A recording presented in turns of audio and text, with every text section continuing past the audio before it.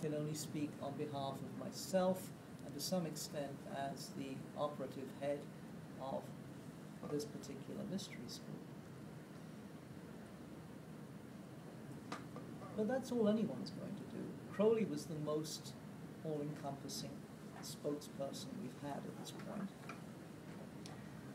And he was very much aware that the more he said, at times, the more damage he could do, because it tends to be, well, Crowley said this in 1921.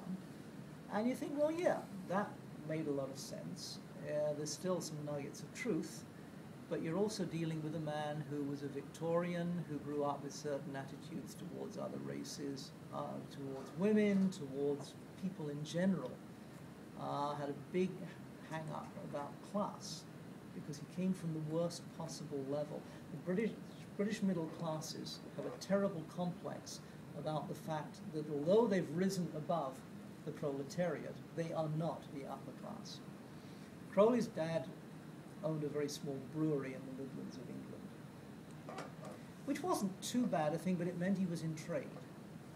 And at that time, we're talking the end of the 1800s, there was nothing worse than being in trade if you really wanted to move up to the upper echelons of society. You could be a poor farmer, that was okay. And for some reason, I think because you were dealing with the gentry, you could be in the wine trade. That was a cut above other stuff. But a brewery, no, he was down there.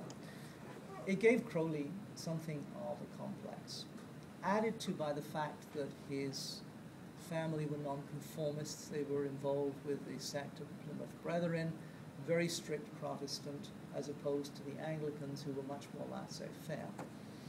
So all his life he was dealing with some of those issues, the fact that his mother was a deeply repressed woman, horribly haunted by guilt and spiritual anxiety that she passed on to her son.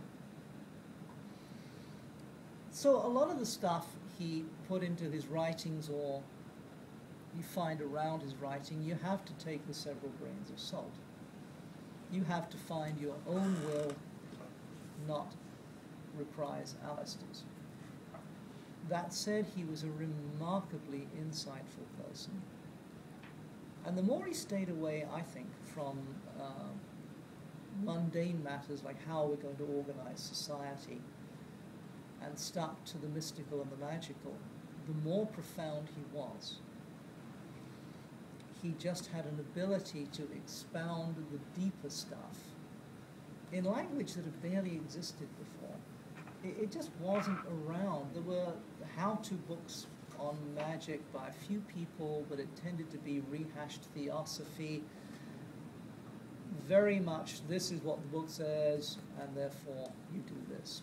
Somebody actually exploring this in some degree of depth and developing a deep bond with it, a deep understanding, and way of explicating this to other people wasn't there before.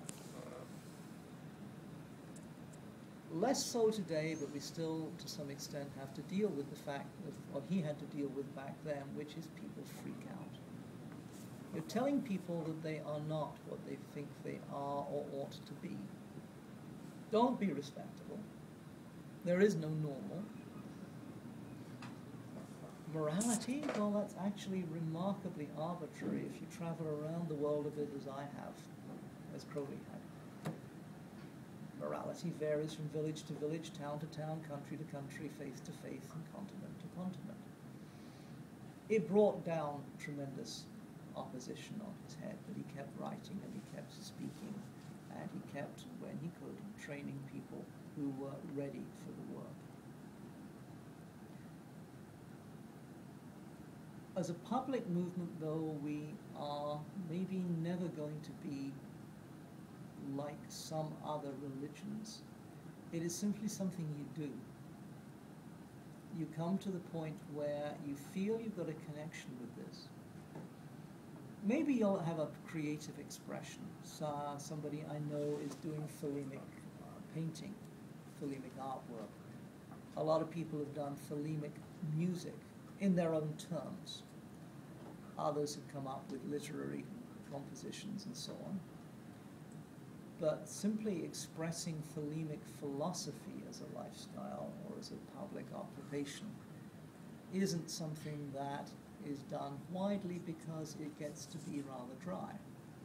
You're going to be much more effective simply by doing the things that make sense to you and showing people that they make sense to you.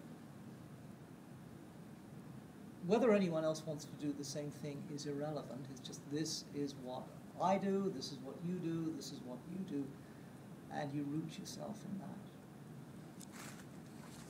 That's the key thing about public, Thelema is a public movement.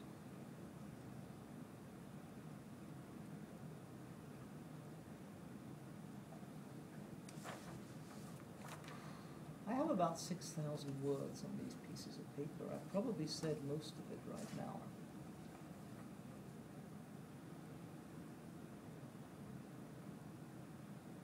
To be a public Thelemite right now, if I'm thinking, what is it I'm doing? Obviously, I'm representing a mystery school and giving a very 30,000 feet overview of the kind of thing that happens. Some of you here are in such schools, bless you for it. You have your own ways of dealing with all of this stuff, and it's rooting out the essence of your own being. I still find some differences with the non-Thelemic schools. We have adopted this particular philosophy that we've drawn from the Book of the Law and from Crowley's expounding of it. What we, on our side of the fence, think is happening is that the current, as we call it, the vibe of Thelema, people doing their will, is simply spreading more and more throughout the different societies of the world. I was talking earlier about how the urge towards self-realization in different countries and different religions is a kind of collective manifestation of that. But it's also coming out in religion. If you look at the way churches are being forced to confront ethical issues in their own ranks, with people saying, I will no longer accept what I am told by a bishop, minister, whatever, you see this thing in operation. A more cooperative, less hierarchical thing is coming about. I don't think religions are going to disappear. I don't think Christianity is necessarily going to disappear. I don't think Judaism and Islam are going to go, at least in the near term. Who knows what happens 50 to 100 years out. But the idea of a massive hierarchy with we are the ones who know because we are the Ruach bearers who are nishamically attuned, telling you guys who are simply at the Ruach level what to do, that just ain't going to work anymore. Increasingly, bit by bit, year by year, there is a penetration of mass consciousness and therefore individual consciousness of neshamic awareness. There is this expanding sense of us being part of a continuum. Expounding how that is going to work out and where we might be going is, in my view, the next part of the public Thelemic job. Probably almost anything I've said right now has been said by other speakers in this very room, or you can get it from a book, or you can find it on YouTube. I haven't said that much that is stunningly new, maybe nothing whatsoever. But in terms of tracking how it's developing as this aeon takes hold and begins to propagate itself, that is going to be the interesting thing. I don't think anybody is going to be able to say, I've got the universal perspective on this, and I can tell everyone else how it's coming together. But you can begin to relate more and more social developments to this idea of an evolving consciousness, an increase of consciousness. The phrase consciousness expansion became a cliche by the 1970s, but that is what is happening. we are, as I said before, more psychologically aware. We are more open to different spiritual perspectives, and so on and so on. We are gradually building this thing. Some people will comment on this as a social movement. Some people will comment on it as an international movement.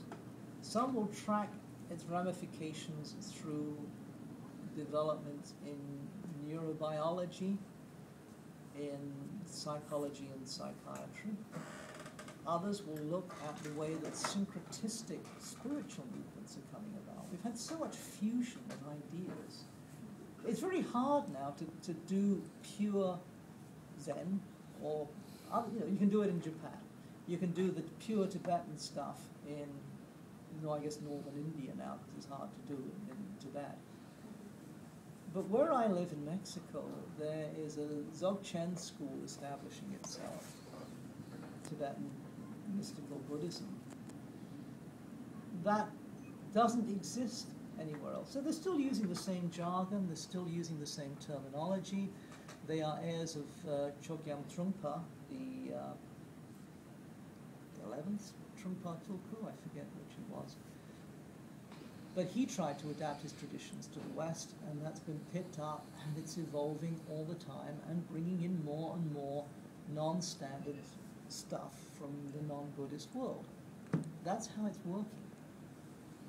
Crowley, when he started teaching people, said, I'm going to teach you magic, but he'd also done some very intensive yoga practice. And yoga became an intrinsic part of the system that he developed. Had he been exposed to Zen, I personally find a lot of Zen consciousness in what begins to develop as this neshamic stuff is beginning to work away at you. You begin to realize that it's not as scary being alive as you used to think it was. It's one of the odd things about going into what seems to be a very dark path with magic. You begin to lose a certain existential anxiety at a certain point. And you start grasping this idea that what you are is a manifestation of something cosmic, something universal. It just happens to be concentrated in your being and manifesting a particular will in a particular way through one particular human consciousness in one particular body. As we would say in Thelema, you're becoming a star within the universe of stars, of the total consciousness, the total cosmos that we refer to by the name of the goddess Nuit, who is depicted in the first chapter of our Book of the Law. You begin, as you work through these systems, to just see that what you are and what you need may be driven by neurotic anxiety, and on the other hand might be driven by a very powerful need to fulfill a creative urge, to express something in you that won't shut up. Where in previous times it needed to be repressed or channeled through a rather narrow window of opportunity, these days it is going to come out much more comprehensively, much more dramatically, and demand its day in the sun.